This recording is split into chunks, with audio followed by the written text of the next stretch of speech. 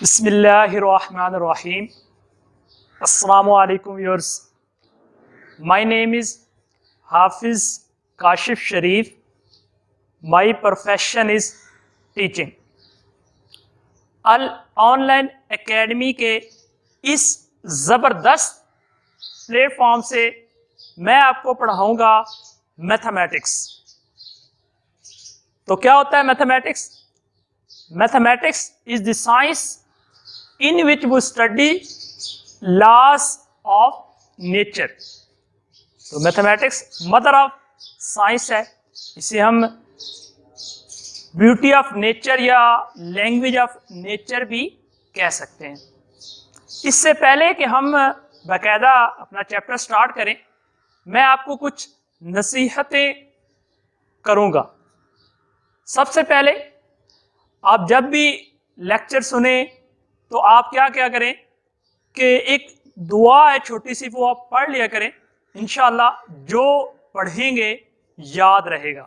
तो आपने पढ़ना है रब्बी ज़िदनी इल्मा, ऐ रब मेरे इल्म में इजाफा फरमा। तो आपने इससे अव्वल और आखिर में दुरूद शरीफ और ये दुआ पढ़नी है। और एक सबसे अहम और ज़रूरी बात वो ये, अभी पास कर लें। आप क्या करें, आपके पास एक रजिस्टर जो कि मुख्तस हो मैथमेटिक्स के लिए और एक कलम। आपने क्या करना है, जो मैं क्वेश्चन करवाया करूँगा आपने उसको नोट करना है। नोट करने के बाद उससे रिलेटेड जितने भी क्वेश्चन हैं वो आपने खुद सॉल्व आउट करने हैं, खुद उसको सॉल्व करना है, अपने आप को असेस करना है कि कितना लेक्चर समझ आ गया। उसके बाद आपने हमें आगाह करना है, कमेंट के ज़रिए बताना है कि कितने क्वेश्चन हो गए हैं। अगर कहीं कमी हो तो इंशाल्लाह आई विल हेल्प यू। कोशिश करूंगा कि आपको जितने से ज़्यादा हो सकें वो आपको क्वेश्चन सॉल्व आउट करवाए जाएं। अक्सर आपने सुना होगा लोग कहते हैं कि मैथमेटिक्स समझ नहीं आता। तो उसमें दो, मेरे लिहाज से, मेरे नज़दीक दो ऐसी बातें हैं जिसकी वजह से बहुत सारे लोगों को मैथमेटिक्स समझ नहीं आता। तो पहली बात यह है कि वो लोग तवज्जो से समझते नहीं, कोशिश ही नहीं करते। तो आपने कोशिश करनी है। और दूसरी बात प्रैक्टिस। तो मैथमेटिक्स का दूसरा नाम है प्रैक्टिस। अगर आप लेक्चर लेते हैं, समझते हैं, उसको याद करते हैं और उसके बाद क्वेश्चन की प्रैक्टिस करते हैं, इंशाल्लाह आप देखिएगा आप इसमें एक्सपर्ट हो जाएंगे। सबसे ज़्यादा तैयारी आपकी इसमें होगी। तो अब हम स्टार्ट करते हैं बाकायदा अपने चैप्टर नंबर 1 को।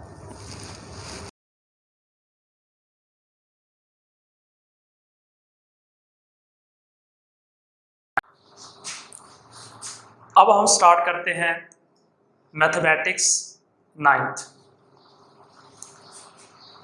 आपकी इस बुक में टोटल 17 चैप्टर हैं।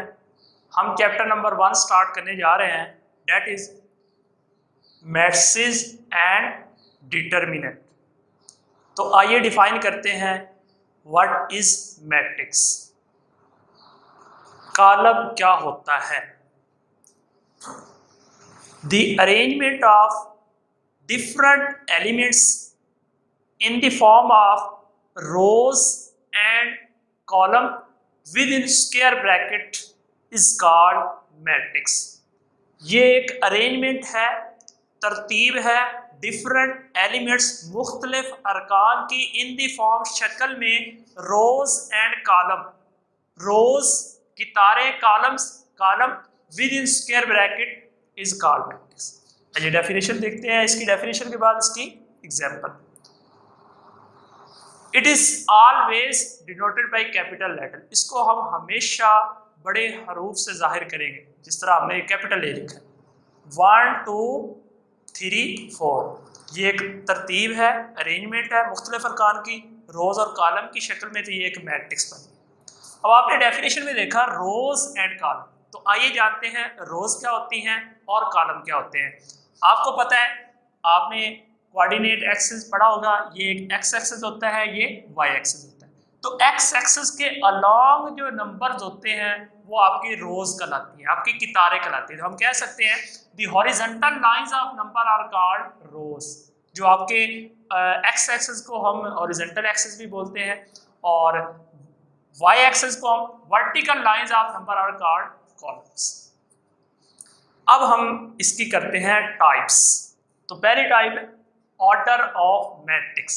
कॉलम का मर्तबा क्या होता है। Order of matrix tells about the number of rose and number of column in matrix. मर्तबा हमें बताएगा किसी मैट्रिक्स के अंदर कितनी रोज हैं और कितने कॉलम। इसका आपकी रियल लाइफ के अंदर भी बहुत ज़्यादा इस्तेमाल है कि जब आप किसी कमरे के लिए एक कालीन या कोई चीज़ लेने जाते हैं बाजार में, तो आप उसे कहते हैं 12 क्रॉस 14, 12 13 का या 12 14 14 का हमें कालीन दे दे। इसका मतलब है 12 मीन उसकी रोज, उसकी लेंथ, 14 मीन मतलब उसकी विड्थ कॉलम। ओके जी, नेक्स्ट आपके पास डेफिनेशन है इक्वल मैट्रिक्स की, मसावी column. Two matrix said to be equal if order of A is equal to order of B. अब इक्वलिटी डिफाइन करनी तो उसके लिए हमारे पास दो मैट्रिक्स होने चाहिए। पहली शर्त यह है कि पहले मैट्रिक्स का ऑर्डर दूसरे मैट्रिक्स के ऑर्डर के बराबर होना चाहिए, और दूसरी इसकी कंडीशन है कि there corresponding entries are equal. उनके जो मुतनाज़रा अरकान हैं वो भी बराबर होने चाहिए। तो इसकी ये देखें, इसकी एग्जांपल, ये मैट्रिक्स ए है, ये बी है। पहले देखें इसका ऑर्डर, इसके अंदर दो रोज है, दो ही कॉलम है, ऑर्डर 2/2। इसका भी ऑर्डर 2/2, ऑर्डर सेम है। नेक्स्ट हम देखते हैं क्या इसके कॉरस्पॉन्डिंग एंट्रीज बराबर हैं। 1 1 के इक्वल है, 2 2 के इक्वल है, 3 3 के इक्वल है, 4 4 के इक्वल। इसका मतलब है ए इज इक्वल टू बी, ए बराबर है बी मैट्रिक्स का। अब आपकी जो एक्सरसाइज 1.1 है उसके अंदर जो क्वेश्चन है वो इसी से रिलेटेड है। आपसे वो पूछेगा ऑर्डर क्या होता है, तो आपने ऑर्डर बताना है। नेक्स्ट वो आपसे पूछेगा कि मैट्रिक्स इक्वल कौन कौन से, वो आपने उसके मैट्रिक्स बता देने। तो आइए जो उसके क्वेश्चन सॉल्व करने वाले हैं वो हम क्वेश्चन सॉल्व करते हैं। तो स्टूडेंट्स अब हम स्टार्ट करते हैं एक्सरसाइज 1.1। एक्सरसाइज 1.1 का क्वेश्चन नंबर 1 है, फाइंड द ऑर्डर ऑफ। आपको डिफरेंट मैट्रिक्स दिए गए हैं, आपने जस्ट उनका ऑर्डर बताना है। हमने डिफाइन किया कि order of matrix tells about the number of rose and number of column. Order हमें बताता है कि किसी मैट्रिक्स के अंदर कितनी रोज हैं और कितनी कॉलम है। तो रिकॉल करें, रोज क्या थी और कॉलम क्या थे। जो आपके एक्स एक्सिस के अलॉन्ग नंबर हैं वो आपकी रोज, और जो आपके वाई एक्सिस के अलॉन्ग नंबर्स हों वो आपके कॉलम। उफ़क़ी लाइंस आपकी रोज और उमूदी लाइन आपके कॉलम। तो आपको डिफरेंट मैट्रिक्स दिए गए हैं। मैंने यहाँ से क्वेश्चन का एक पार्ट उठाया है, मैं आपको ये समझाता हूँ। आपने इसी को टैली करके अपने आप को असेस करना है, बाकी के क्वेश्चन सॉल्व करने हैं। ये आपके पास क्वेश्चन है a इज इक्वल टू 2035, ये एक मैट्रिक्स दिया गया, हमने इसका ऑर्डर बताना है। तो ऑर्डर में पहले हम इसकी रोज देखते हैं, कितनी रोज है। This is R1, this is R2। तो पता चला इसके अंदर 2 रोज हैं। आइए जानते हैं इसके अंदर कॉलम्स कितने हैं। जो आपके पास वर्टिकल एक्सिस वाई एक्सिस के अलावा कॉलम C, रो मीन R1 पहली रो, R2 इसी तरह C1 पहला कॉलम, C2 दूसरा कॉलम। तो इसके अंदर 2 ही रो है, 2 ही कॉलम है, और इसको हम लिख सकते हैं 2/2। तो नेक्स्ट जो क्वेश्चन है आपने जस्ट उनका ऑर्डर ही निकालना है। अगर आपको डेफिनेशन अच्छी तरह क्लियर कर लें तो देन रिमेनिंग इसके जितने भी पार्ट्स हैं वो आप इजीली सॉल्व आउट कर सकते हैं। क्वेश्चन नंबर 2 में आपके पास वो पूछेगा कि कौन कौन से मैट्रिक्स आपस में इक्वल हैं। तो उसके लिए क्या करना है, आपको डेफिनेशन अच्छी तरह याद होना चाहिए। रिकॉल करें इक्वल मैट्रिक्स क्या थे, कि 2 मैट्रिक्स इक्वल कब होते हैं, जब दोनों के ऑर्डर से। ये कंडीशन नंबर 1 थी। और कंडीशन नंबर 2 ये थी कि उनके कॉरस्पॉन्डिंग एंट्रीज भी सेम होने चाहिए, कि उनके मुतनाज़रा अरकान भी बराबर हो। तो ये एमसीक्यूज़ के लिए आपने क्या करना है, क्वेश्चन नंबर 2 का एक पार्ट देखना है, उसका ऑर्डर निकालना है, उस ऑर्डर का जो दूसरा मैट्रिक्स पड़ा हो वो उसके इक्वल हो जाए। इस तरह आपने बारी बारी इसको चेक करना है और अपने आप को असेस करना है कि आपको इक्वल मैट्रिक्स की डेफिनेशन क्लियर हुई है या नहीं है। इसी कॉन्सेप्ट को आगे लेके चलते हैं। Question number 3 which is very very important question, वो कहता है कि find the values of A, B, C and D। आपको ये क्वेश्चन है आपके पास, वो कहता है कि A, B, C, D ये अननोन है, इनकी वैल्यूज़ फाइंड आउट करो।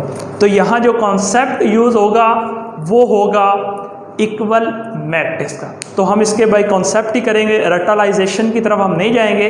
तो इक्वल मैट्रिक्स की डेफिनेशन ये कहती है कि दोनों मैट्रिक्स का ऑर्डर सेम होना चाहिए। तो आइए इन दोनों का ऑर्डर निकालते हैं। 2 रोज और 2 ही कॉलम, इसी तरह इसका ऑर्डर भी 2 बाई 2। तो ऑर्डर का जो कंसेप्ट है आपने उसको बड़ी अच्छी तरह समझना है, बार बार ऑर्डर ऑफ मैट्रिक्स इस्तेमाल हो। पहली कंडीशन पूरी होगी। दूसरी कंडीशन ये है कि उनके कॉरस्पॉन्डिंग एंटीज क्या होने चाहिए, इक्वल। तो यहाँ चूँकि ए बी सी अननोन है तो हम इनको इक्वल रख के यहाँ से वैल्यूज फाइंड आउट करते हैं और बाद में आप चेक कर सकते हैं अगर उन अननोन की जगह वैल्यू पुट करें तो कॉरस्पॉन्डिंग एंटीज सेम हो जाए। तो आइए इसके कॉरस्पॉन्डिंग ये है, तो मैंने कहा दिया a plus c is equal to 0 और इसको नाम दे दिया इक्वेशन नंबर 1। इसी तरह a plus 2b is equal to -7, ये आपकी इक्वेशन नंबर 2 होगी।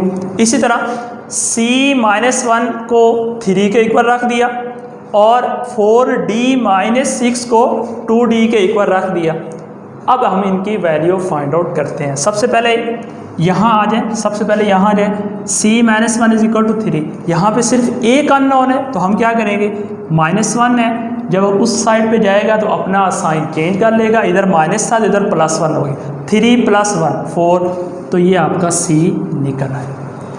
अब इधर आ जाए a plus c is equal to 0 था तो क्या किया, c इधर आके माइनस हो गया और c की वैल्यू ऑलरेडी फाइंड आउट हो चुकी है। तो c की जगह वैल्यू पुट कर दी 4 है, तो ये इसका मतलब है a भी फाइंड आउट हो गया, c भी। अब देखते हैं b और d को। तो ये आपके पास है -4 + 2b इज इक्वल टू -7। अब देखो ना, ये आपके पास था a, ये आपके पास इक्वेशन थी a + 2b is equal to -7। तो a की वैल्यू क्या, -4 पुट कर दी, b वैसे रहा। अब अगले स्टेप में -4 इधर आके +4 हो गया और -7 में से प्लस का 4 निकाला तो -3, क्योंकि साइन बड़े का आएगा। तो यहाँ से हमें चूँकि b चाहिए, जो चीज़ मल्टीप्लाई हो रही होती है दूसरी तरफ जाके वो डिवाइड हो जाती है। इसी तरह यहाँ से b की वैल्यू आ गई -3/2, आप इसको -1.5 भी लिख सकते हैं। लास्ट में आपके पास कंपेयर किया था हमने 4d - 6 is equal to 2d। अब इसमें दोनों ही अननोन d है तो हम इन d को इकट्ठा करते हैं। तो ये 2d इधर आके -2d हो गया, -6 इधर जाके हो गया +6। उसके बाद 4d में से 2d निकाल दिया तो बाकी बचा 2d। हमें तो d की वैल्यू फाइंड आउट करना थी, तो 2 इधर आके डिवाइड हो गया, 2 1 = 2, 2 3 = 6, तो आंसर क्या आ गया 3। इसका मतलब है हमने अब a भी निकाल लिया, b भी, c भी, d। अब आप किसी की भी वैल्यू यहाँ पुट करके देखें, यहाँ देख लें c - 1, c की वैल्यू 4 है, 4 - 1 3, तो 3 3 के बराबर आ रही। इसी तरह अप टू 100 आप सारे चेक कर सकते हैं। तो वेरी इंपॉर्टेंट क्वेश्चन।